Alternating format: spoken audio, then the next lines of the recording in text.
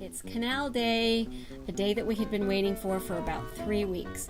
My parents were on board as well as Chris's dad, so we were excited to have this day happen.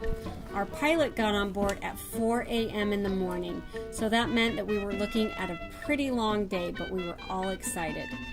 We started out on the Atlantic side and we were going over to the Pacific. Let's go!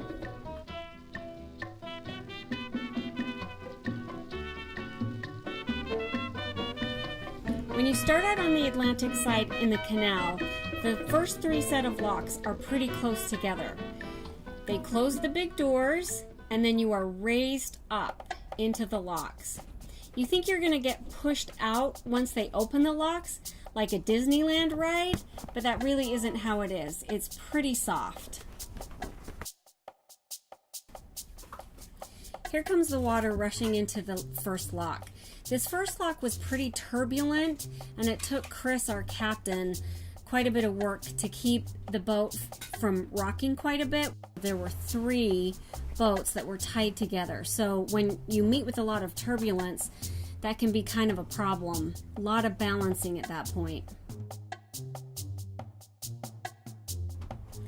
Men walk alongside your boat and throw these lines out to you and then tie you alongside the canal. Right here, if you can see this ball that's kind of hanging down from the blue rope, that's called a monkey fist.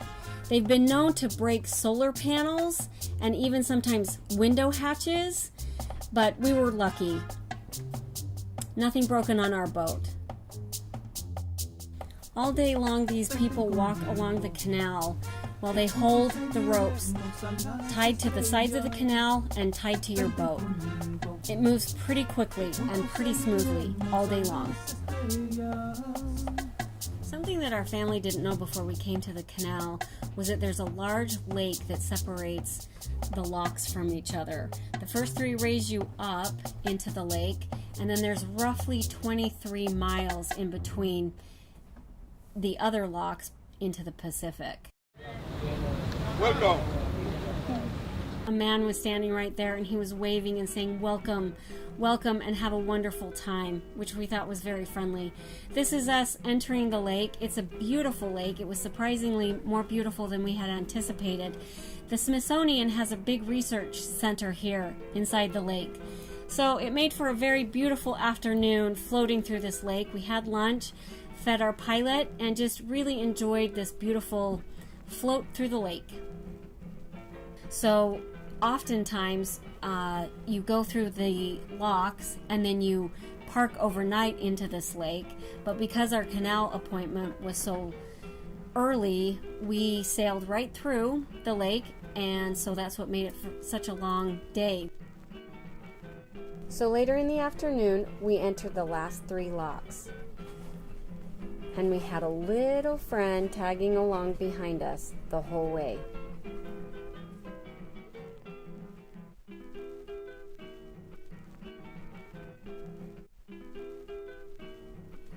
These locks were very similar to the first 3. It's just that each one lowered us closer to the Pacific. At the last lock, there is a museum on one side where people can come and watch the boats go through. And then at last, we made it to the Pacific.